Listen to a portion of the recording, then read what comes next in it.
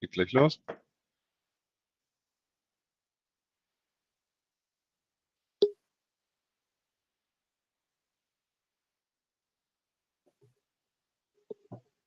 Welcome everyone to today's ASRG World Webinar. We have the 25th of March 2021 and we are streaming to you live from Munich in Germany. Thank you for being with us.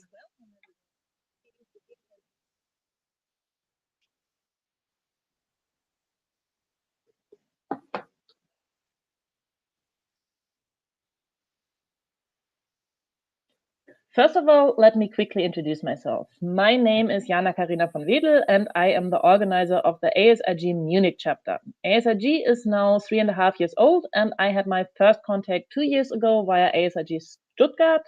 About half a year later, we founded the Munich chapter.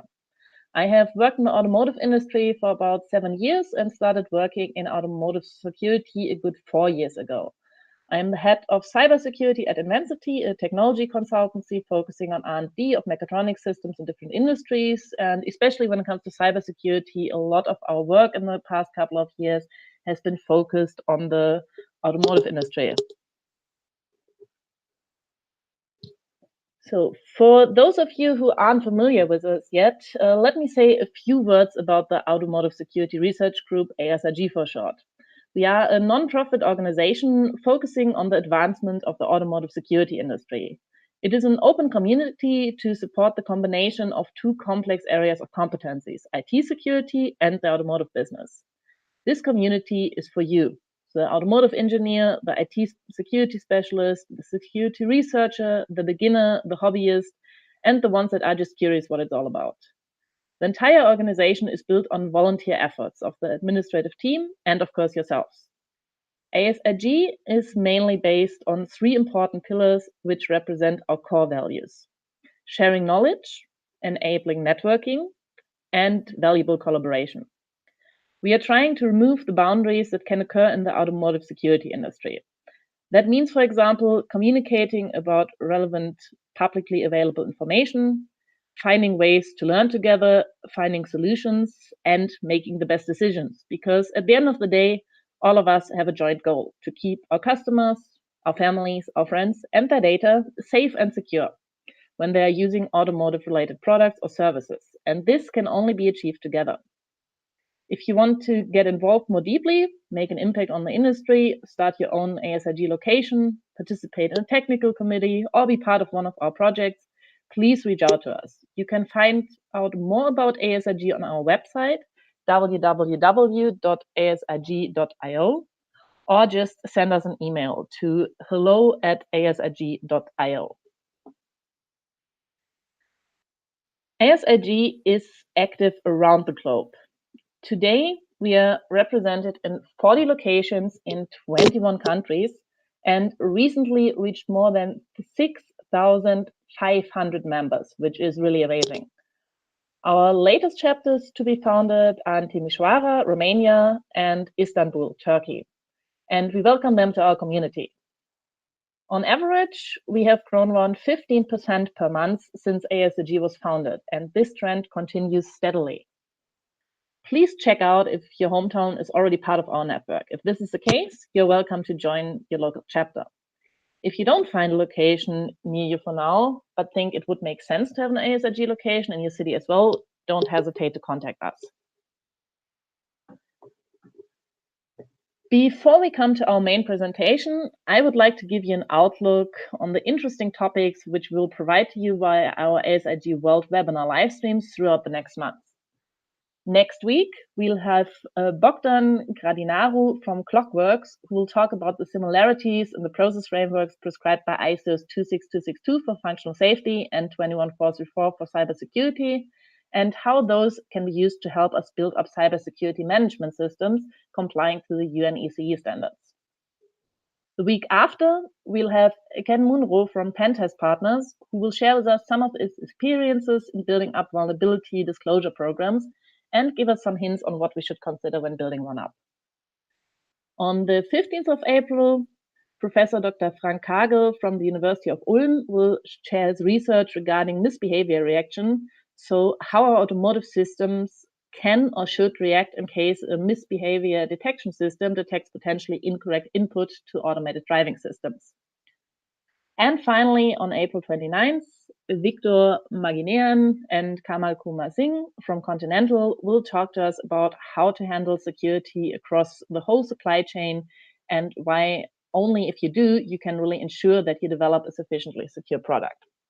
So a lot of interesting talks coming up in April. If you also have a topic which is related to security and automotive and you would like to present it to our community, please contact us with your idea via cfp@asrg.io. But enough from my side. I don't want to keep you waiting for the main presentation any longer, which I'm sure you're all just as interested in as I am. In case any questions come up during the presentation, please write them down in the YouTube chat window. I will collect all those questions and put them to our presenters in a Q&A session after the main presentation. And now, finally, it is my pleasure to welcome Jean Jäger and Dr. Matthias Wachs from TÜV SÜD, who will talk about the challenges the automotive industry faces in meeting new and upcoming legal requirements, standards, and regulations related to cybersecurity, and how we can meet those challenges head on. Jean, Matthias, the virtual stage is yours. Thank you. Thank you very much, Jana. As already mentioned in the introduction, the title of our presentation today is Challenges and Requirements of Upcoming Cybersecurity Norms and Regulation for the Automotive Industry. So let's take a look at what that's all about. Our roadmap for today will be that we take a look at the changes in vehicles, mobility, as these concepts already have started to change a lot. And we'll focus on how cybersecurity is a very important key challenge to modern vehicle development. Also, what is required to actually get vehicles on the road from a legal perspective, and how security in the automotive industry developed from a lot of chaos and individual guidelines to a conformity process, which will be in place soon. Also, we take a closer look at the interplay of regulation and standardization, which is often misunderstood by technical departments. Then we'll see how cybersecurity becomes a requirement in the European Union and worldwide. And in the end, we'll see the major impact of cybersecurity on the automotive industry.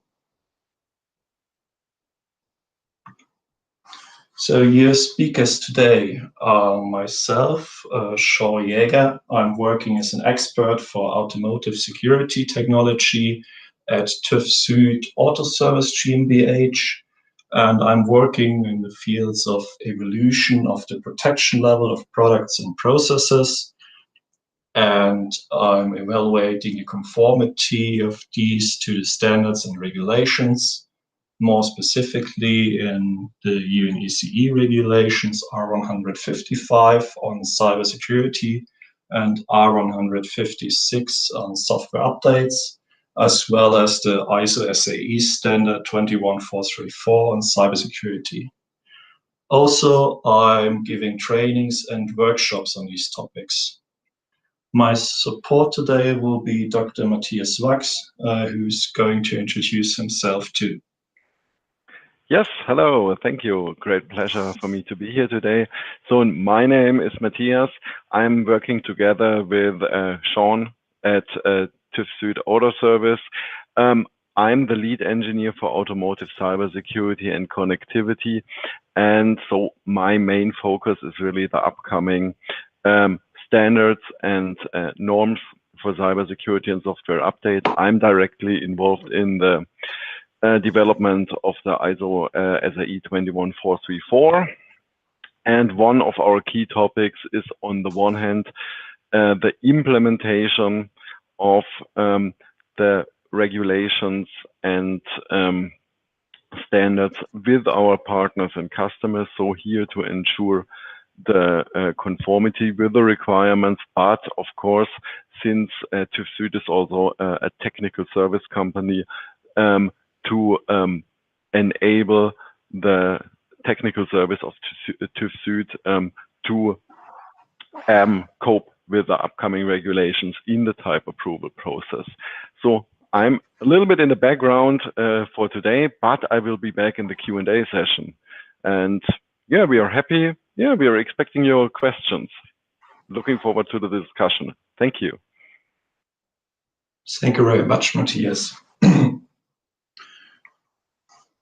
So I promised you to talk about the implementation of these requirements and how they will affect you. But let's take a look at the causes for these requirements. So we're facing a lot of changes in the automotive industry at the moment. Most famously, the shift from standalone driven vehicles to automated and autonomous driving functions. So basically, we see a change in the usage model, where driver were used to drive vehicles by himself. We now see a lot of functions and features getting into today's vehicles, which allow the driver to take a step back and the car taking over the driving functions. And also, we don't just see a change in the usage model of the car itself, but also how we integrate them with other forms of transportation. So, for example, you might go the last mile on an e-scooter, e-bike, or combine a long-distance journey with a high-speed train, and in the end, take a vehicle at your destination hub to go to your final destination. So we don't just see a change in the usage model, but also in the ownership model, as these vehicle which you take at your destination hub might be provided by mobility providers, vehicle fleets, or sharing models like car sharing or ride sharing. To support these changes, we see a shift towards a data-centric communication approach and a requirement for our vehicles to be always connected to allow our automated and autonomous driving functions to work together and to support the integration with other forms of mobility. Also, of course, we see a change in the form of drive technology. Most famously, the shift towards e-mobility. And of course, we have to integrate our modern vehicles with intelligent environments like smart cities, smart infrastructures, and smart grids. So these are a lot of changes which we are facing, and with them there are coming several challenges. First of all, we see a change in design paradigm. So usually cars were focused from a safety point of view on functional safety. So it was very important that the car and its features on its own didn't cause any hazardous situations. And also it was really important that if the driver made any misuses or mistakes, that they wouldn't have hazardous impact, or to keep the impact as small as possible. Nowadays, with all these modern functions I told you about, we're extremely increasing the attack surface of our vehicles, as we add a lot of additional complexity, which is the biggest enemy to security.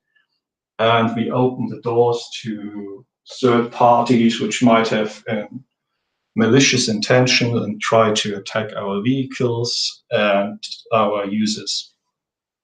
So therefore, we see a change in design paradigm and also have to concern security features and data protection.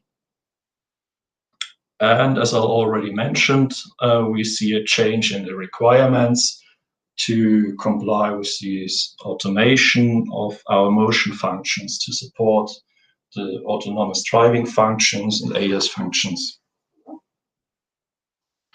Also, we'll have to integrate these functions better with road user infrastructure, and we'll see a focus on users and comfort functionality. So, yeah, to summarize this, we have to increase our cybersecurity and data protection efforts to protect all the benefits which we gain from our new developments and technologies. But it's not only a reason which is focused on our vehicles themselves, but also on the costs they have on the environment. So as these functions give access to a wide audience of potential attackers, there might be several reasons and goals they would try to achieve. First of all, it's a cause of road safety, which is increasing a lot. Usually, if there was a problem with your car in the past, it would affect just your own car and maybe a few cars around it if you caused an accident. But nowadays, with access and connected functions, these many cars could get attacked and used to intentionally cause accidents or harm users or people in general. Also, there's a big potential for an effect on the society in general, as these functions could be used for cyber warfare, for example, to use many remote-controlled vehicles to block very important transportation routes, for example, for supplies of daily demand to power plants and the like. And of course, there's a big impact on economy, as these vehicles, if there are any cybersecurity issues, could be stolen very easily and remotely and just be driven to the destination of the thief from remote access. So this tells us we have to protect not just our vehicle, but also the safety in road traffic in general, the vehicles and road users, and also the protection. We also have to protect the societies and environments and the interests of road users and companies. And to achieve all this, we need to implement proper cybersecurity functionality in our vehicles. So, as I already said, a very hot and uprising topic currently, with a lot of focus from media and news, is the development of autonomous and automated driving functions. And as there's a lot of media attention, there's a potential for manufacturers to gain a lot of good publicity, but also there's a lot of potential for bad impact if any cybersecurity incidences occur. And that's not just the straightforward problem which your company would be facing. So it's quite simple. If there's news of a certain company having cybersecurity incidents and issues, people would question the reliability of these cars, would question the security of these cars, and think twice before they buy one of these cars. But that's not all. Also, in fact, if there's a cybersecurity incident related to this new technology, it wouldn't just affect one company, but the whole industry and development and research branch. As it's such a new technology, most of our customers and the general public didn't yet see one of these vehicles in action, despite having driven one. So if all the information they can gather comes from advertisements, and also from news and media. So bad news on this topic, which would concern the general public, would have a very bad impact and harmfully destroy the trust at a very early stage of the release of these functions and the trust of the general public. So also to support the good publicity for your companies and also for the developments and research in general, we have to implement proper cyber security. So I promised you to talk about the way that these regulations would come into force and affect you. So first of all, we have to start at the bottom and learn how vehicles actually come onto the road. But basically, there are two main models in the world. First is self-declaration or certification, and the second one is type approval or homologation. Self-declaration is famously implemented in the United States of America and in Canada. And how they do things is that after, first of all, an approval authority will define a set of requirements which will have to be met by the vehicle manufacturers and the cars they develop. And then it's the OEM who will declare its conformity to these requirements, or the conformity of his vehicles to these requirements, and is then allowed access to public roads and basically to sell his vehicles for use on public roads. After the release to market, the approval authority has the option to test some of these vehicles, and the way it would go is to choose some random vehicles from a random retailer, which has the advantage that their OEM doesn't know which vehicles will be tested, so there isn't any room for pre-selecting specially suitable vehicles for testing. The second approach to get allowance to sell vehicles for the use on the public road is the concept of type approval homologation, which is implemented, for example, in Europe or in China and Japan. So the main difference is the time of testing. So also, of course, a set of requirements is defined by the approval authorities, and then the approval authorities will test the vehicle type before the release to market. I mentioned the vehicle type, so that's basically a set of vehicles with similar properties. And at the time of testing, the approval authority has the option to delegate these inspections to technical services. But then it's up to the approval authority in the end to issue the type approval.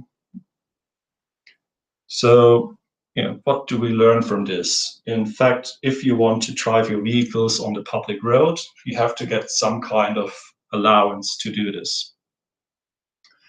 But how does cybersecurity come into play at this point? And to learn that, we have to take a look at what the regulations and processes in cybersecurity used to be in the automotive industry. And in fact, there was a lot of chaos up to now. So cybersecurity wasn't established into depth in the automotive sector. There weren't any legal or regulatory requirements for cybersecurity in vehicles, and there weren't any industry-wide accepted and harmonized approaches to vehicle protection. So what we've seen mostly were manufacturer-specific procedures and requirements, and also numerous recommendations like best practices and guidelines. So what you can see here in this slide is that we had numerous participants from different areas, which made it quite difficult for the technical departments or vehicle manufacturers to choose the required norms and regulations. And also partly they had a very specific focus, for example, just on securing vehicle-to-X communications.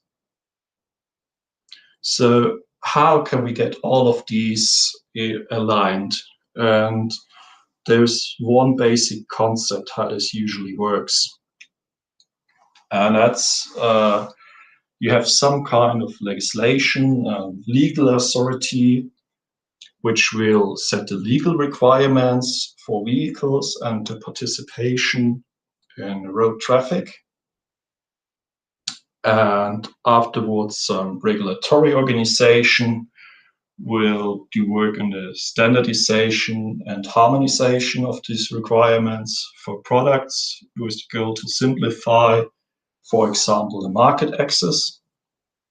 And standardization organizations aim to standardize systems, procedures, or services and development uniform procedures and requirements.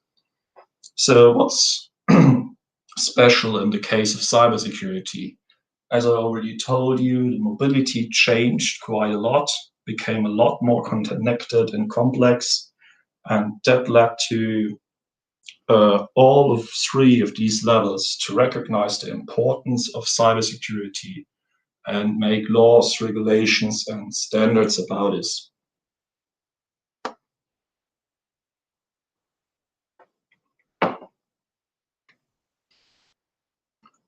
But how do they play together? So, at the example of the European Union, they released a new type approval procedure, the 2018-858, and the General Safety Regulation 2019-2144, which makes cybersecurity and software updates mandatory. And the UNECE Regulation 155 on cybersecurity and R156 on software updates set requirements for cybersecurity and software updates for type approval at a UNECE level, at the regulatory side, and also on the standardization side. ISO and SAE teamed up to publish ISO SAE standard 21434 on automotive cybersecurity and ISO 24089 on software updates. And what does this tell us? We already learned that we have to get the allowance to drive vehicles on public roads and sell them for that purpose. And now we can see that part of this allowance will be that we have to prove that we implemented cybersecurity. So we can say that it won't be possible to drive vehicles on the public road which don't have any cybersecurity implementations and protection measures. So let's take a closer look at how these individual levels work.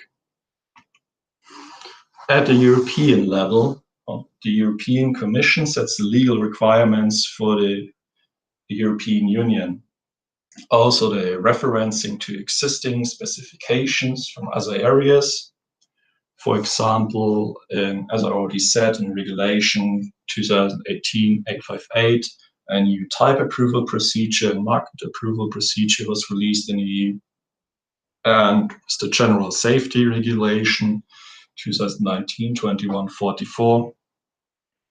Cybersecurity and software updates became mandatory, or will become mandatory in the future, to be more specific. Also in GSR, there's a reference to the UNECE regulations released by the United Nations Economic Commission for Europe, which is a United Nations sub-organization with the goal of the harmonization of the European Economic Area.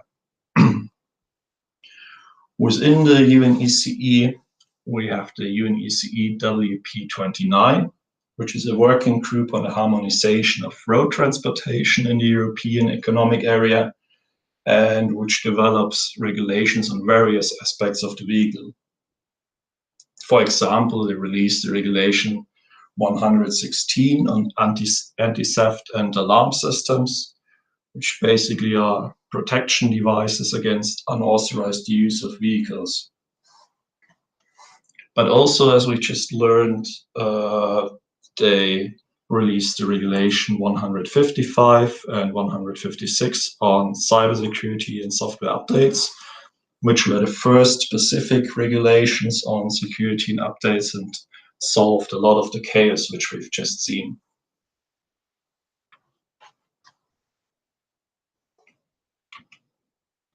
Then the third level, the standardization organizations, for example, ISO, the International Organization for Standardization, which is famously one of the three organizations of the World Standards Corporation, and releases loads of standards in the field of vehicles.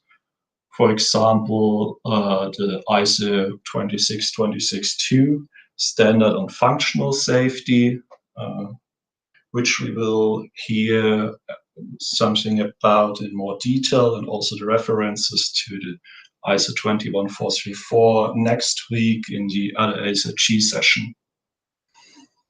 So for today, ISO SAE 21434 will be a very important topic.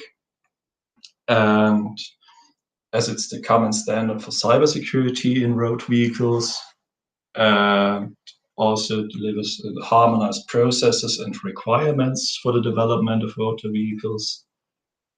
And also there's the ISO 24089 standard on software updates. And now let's see how these three play together. So at a top level, from a European point of view, we have the European Union with its General Safety Regulation, GSR, which demands fulfillment of the UNECE regulations R155 and R156. So it's mandatory to implement these regulations if you want to develop vehicles which are meant for public road usage. And these regulations are split into two parts. So there's an organizational side and a bit more technical vehicle component side. So for the organizational part, you have to get a certificate for your cybersecurity management system, or accordingly for your software update management system for the regulation 156. And for the vehicle component side, you'll have to prove a risk assessment, protection of critical elements, and the implementation of appropriate countermeasures against cyber attacks.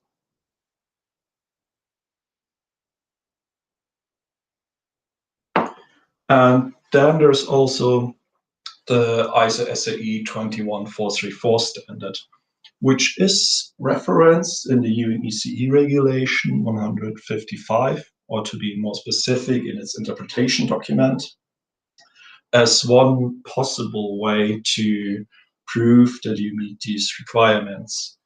So the ISO standard can help you to provide partial proof to the UNECE regulation for the organization side with an organizational audit to provide evidence on the fulfillment of the standard, and on the vehicle component side through a cybersecurity assessment, which will also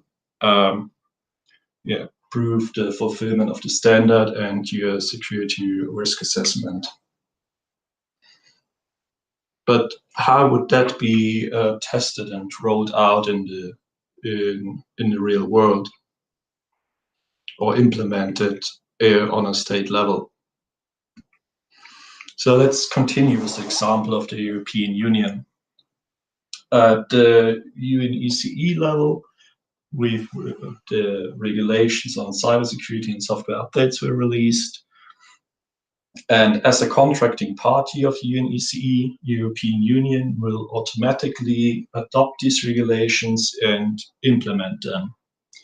For example, in the form of the new EU type approval and the GSR 2019-2144. Of course, as the European Union implements these regulations, this also has to happen on a national level in all the countries in the European Union. And in these national implementations, it's the job of the approval authorities to define these processes and to release or grant type approval to certain manufacturers. So, for example, these can be the KBA in Germany, the RDW in the Netherlands, and the SNCA in Luxembourg. But as I already mentioned earlier, these approval authorities have the option to delegate the actual testing and certification process to technical services, which might be TÜV SÜD, TÜV Nord, or DEKRA. But yeah, finally, the actual type approval would be granted by the approval authorities itself. So what do we learn from this? We see that if I want to drive or sell a vehicle which is meant for public road usage, they have to get approved and have to get tested before I'm allowed to do this. And as we learned earlier, they also will be tested and approved according to cybersecurity requirements, which basically means if you don't implement cybersecurity measures in your vehicles, they won't be approved for public road usage.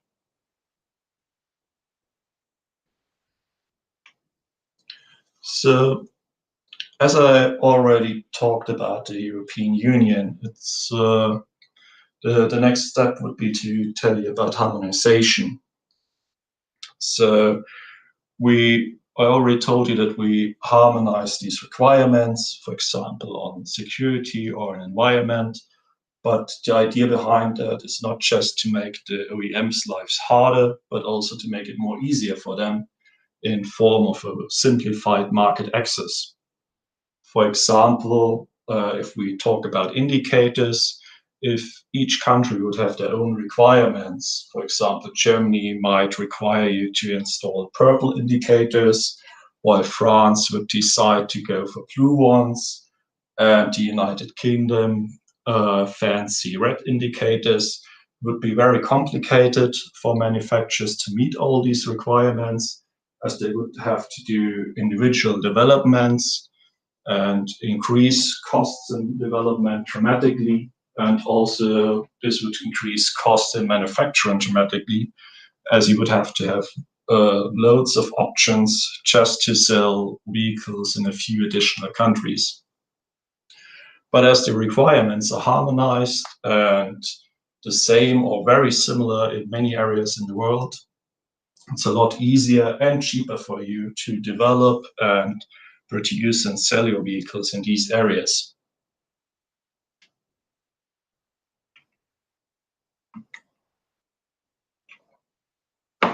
But now I was talking a lot about the European Economic Area and the European Union. But as we already heard in Jana's introduction, we have a broad audience from all over the world today. And you might ask yourself, how does this actually affect you? And there are two reasons for that. One is very straightforward. So even if you develop and maybe even produce your vehicles in America and Asia, you still might want to sell them in Europe. And if you want to do this, you have to meet the European requirements. The second way how this affects you is that the harmonization didn't just stop in Europe, but there were many countries in the world who thought that that's actually a very good idea and wanted to participate. So you'll find very similar, if not the same requirements in many parts of the world. And there are basically two ways how this can happen.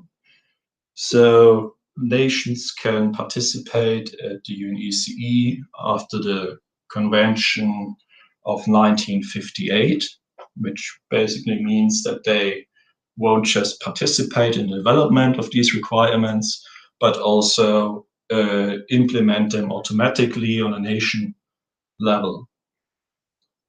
But there were also other countries which thought that this is a very good idea and is the way to go, but have their own additional requirements or different ways to do things. For example, in a few slides earlier, we learned that the United States of America and Canada implement a self-declaration form of approval. So they did the participation according to the 1998 agreement allows them to adopt some of the technical and organizational requirements while they're still implementing their own certification process. Or for the example of China, we've already learned they have a kind of type approval too, but which might be slightly different. So this allows them to adopt these requirements while still implementing their own approval process. If a country decides to go for this way, the implementation of the regulations are adopted as global technical regulations, GTRs, and they can be implemented on a national level, for example, as a guideline or recommendation. So what does this tell us? We already learned that it wouldn't be possible in the future to sell vehicles in the EU without proper cybersecurity. And here in this slide, we can see the worldwide impact as many countries all over the world adopted these requirements and will require the implementation. So we can now conclude that it basically is close to impossible in the future to sell vehicles almost anywhere in the world without proper cybersecurity features in your car and in your development process. So that already is a lot of pressure, but there's another big thing which puts a lot of pressure on, and not just for my presentation, the time is running up, but also for the implementation of these standards and regulations. So we can see here that UNECE and ISO SAE already released their regulation and standard or are about to do so. And for the national implementations, we can see here the examples of South Korea, Japan, and the European Union, which are already coming into force in 2022, which is already next year. And as most of you will know, in the context of an automotive development cycle, that is very soon. But if you take a closer look at the first line of the General Safety Regulation for the European Union, you can see that the mandatory requirements for 2022 will take effect for new type approval. So there is some room to widen this time frame because it will take until 2024 until all vehicle registrations will have to prove the implementation of cybersecurity and software updates. So for now, I talked a lot about the interaction between manufacturers, OEMs, and the approval authorities. But if we have suppliers or tiers within our audience, I'm afraid I have to tell you that these regulations aren't just mandatory for OEMs. So, in fact, how it works in the UNECE regulations, in a few lines, OEMs are required to also make sure that their suppliers, suppliers and service providers fulfill these requirements. So when the OEM applies for type approval at the approval authority or technical service, one part of it will be to also provide evidence on how they ensure that their supply chain fulfills the same high requirements and standards. So there's two procedures described by the ISO 21434, and one describes that the OEM has to test their supplier capabilities, and the other one also enforces them to secure product security throughout the whole supply chain. So that's a huge impact, because we've already learned that if you want to sell vehicles almost anywhere in the world for use on public road, you will have to meet these requirements. We can now put this pressure into the whole supply chain and basically conclude this, that if you want to do or want to sell any products which have a digital part to them and will be used in a vehicle on a public road, you'll have to apply to the same high standards and regulations. So there's a very big impact and importance of cybersecurity throughout the whole world and throughout the whole supply chain.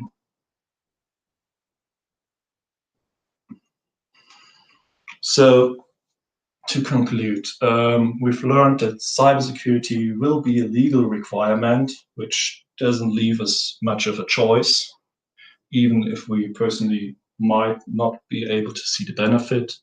But I'm pretty sure that everybody will understand the benefits and requirements. Also, we learned that cybersecurity will be mandatory for OEMs if they want to sell vehicles which are meant for public road usage, and that they also have to provide evidence on their implementations and measures towards the approval authorities. We've learned that technical services will help to certify these OEMs, and also TÜV SÜD as an inspection company can support in achieving conformity to these requirements. And we've learned that OEMs will be required to enforce cybersecurity throughout the whole supply chain. So basically, everybody in the automotive industry will be affected. And we've learned that especially for automotive developments cycles, time is very short, and we really have to hurry up and enforce these very important and necessary requirements.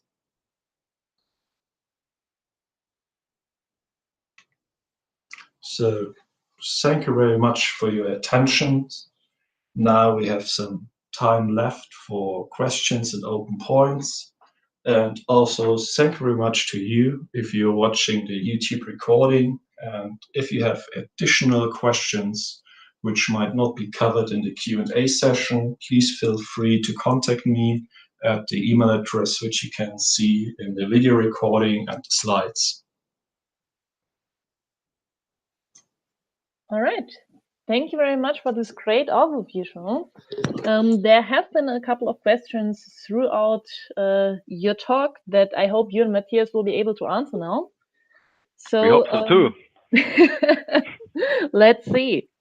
So first point, maybe there were a couple of questions that in between they were retracted something again, but just to make sure that everybody has a clear understanding, there was in between some confusion about where Regulation 155 of UNECE will really be applicable, specifically China and the US, since they were not part of the 1958 agreement of the World Forum for Harmonization of Vehicle Regulations. Can you clarify on that a little bit?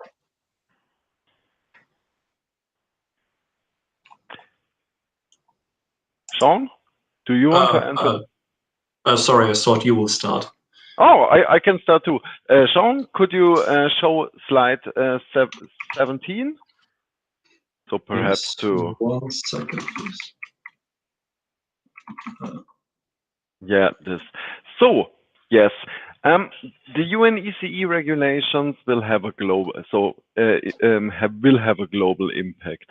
So there, on the one hand, there are the countries where you have this type approval approach, and where these regulations will be automatically be adapted and used in the type approval process. But in addition, due to really the relevance of the UNECE regulations, there are also other countries interested in participating in the development of those regulations. And therefore, we have basically two UNECE agreements. So we have the 1958 agreement. These are countries where the regulations are used for the type approval.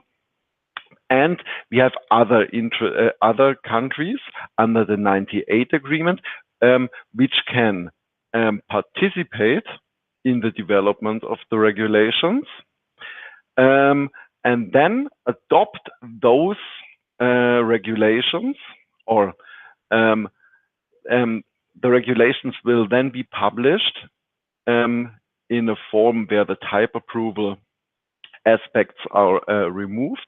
This is then called a Global Technical Regulation, GTR, and those GTRs can then be adopted by those countries in a localized national form. And so here we in particular have the United States and also Canada and also China, which are really participating in the development of a GTR version of the R155. So to summarize, in countries with a type approval under the 58 agreement, the regulations will be automatically used in the type approval. Other countries are participating and can then adopt them in a localized national form.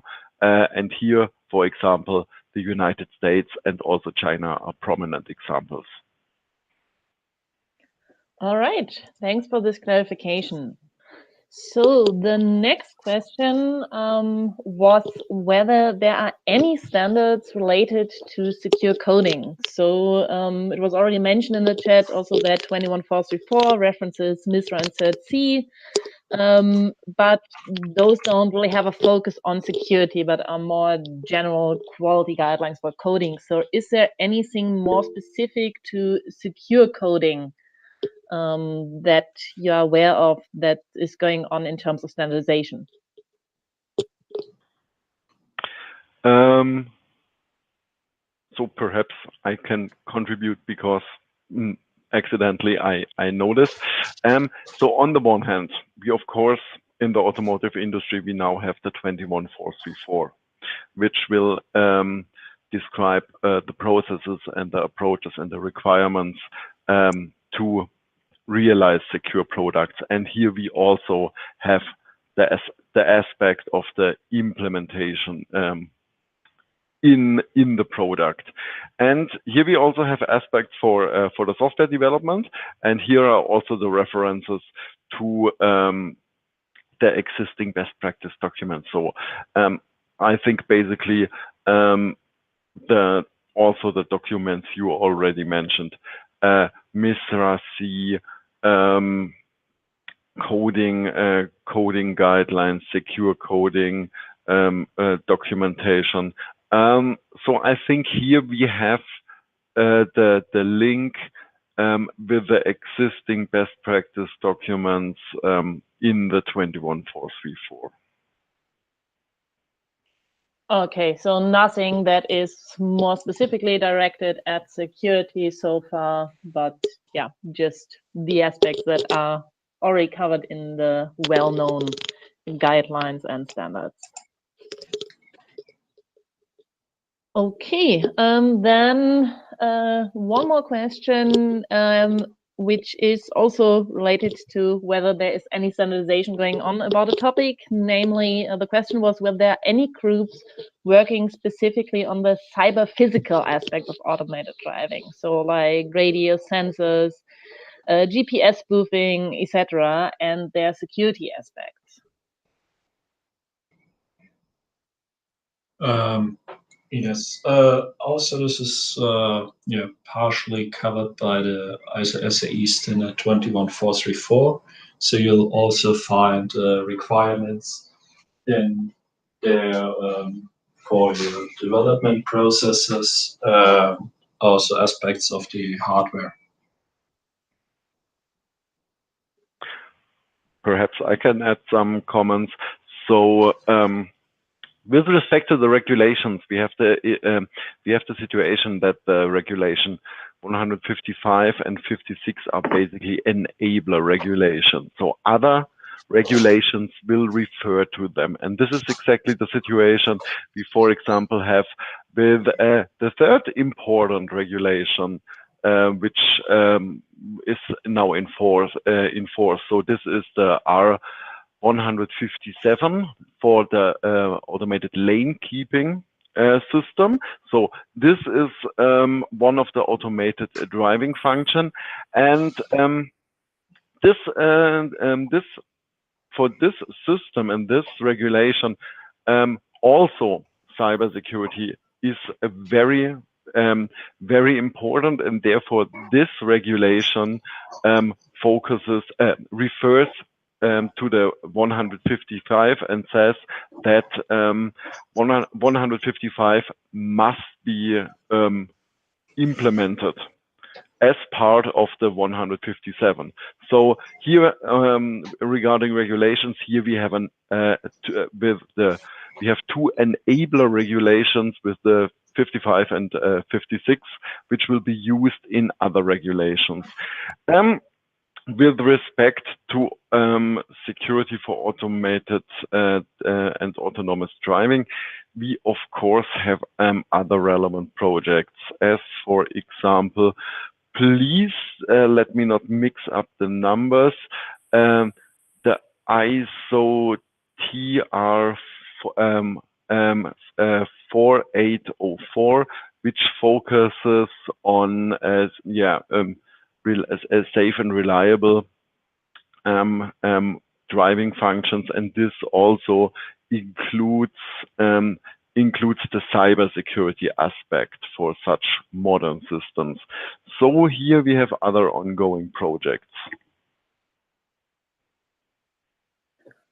Okay, actually one more question that fits nicely with you just talking about ongoing projects. There was one more question just now, whether in these current activities and upcoming standards, probably you don't know for sure yet since they are under work, but do you think there will also be requirements in some of those that prescribe to use a more proactive approach for blocking vehicle attacks?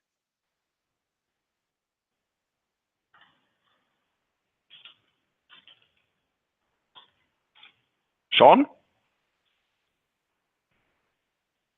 Sorry, I didn't get it quite acoustically. A more proactive approach? Proactive approach for blocking proactive. attacks. Because, for example, R155 is very much on the management of things and also aspects like, forensic analysis after the fact. But the question is whether the upcoming standards, do you think that things will also be required that force OEMs and suppliers to take more proactive approaches for blocking vehicle attacks? So there are some parts about incident management, where you take a proactive approach if you've seen some incidents already happening in the field, to make sure that this won't happen in the future. But also companies and OEMs will be required to do research and be careful for possible security breaches out there before they even found incidences. I think it is important to note that both the regulation and also the related standards are technology neutral. So there is no prescribed technology how you achieve this goal. It is important to note that for both the regulations and the standards, it is very important to ensure the security over the whole lifetime or life cycle. And also, in particular, when it is deployed to the customer, when the vehicle is used on the roads. So, for example, the regulation requires that also attacks against vehicles, or at least the vehicle type, can be monitored and detected. Therefore, so the security is very important also when the vehicle is used, and therefore I think it is definitely possible when you are able to detect it, also to respond to such an attack and also to mitigate it. So this definitely makes sense in line with the regulations and the standards. Okay. Yeah, maybe there'll also be some more insights and discussion on this topic, actually, on the talk we have on April 15th, because this is very much about misbehavior reaction, and not just the detection, but what we will need to do to be able to react in real time in order to be able to provide highly automated driving functions. That just as a side note for one of the following talks. Okay, actually, that was it with the questions. So thanks again very much, Sean and Matthias, for the presentation and the great overview and for answering all the questions. And thank you very much for having us. Thank you very much for inviting us. Okay, great. Then that is it for today. Thank you all very much. I hope all of you watching also enjoyed the presentation, and see you all again next week during the next ASRG webinar. Thank you very much. Please stay safe and secure.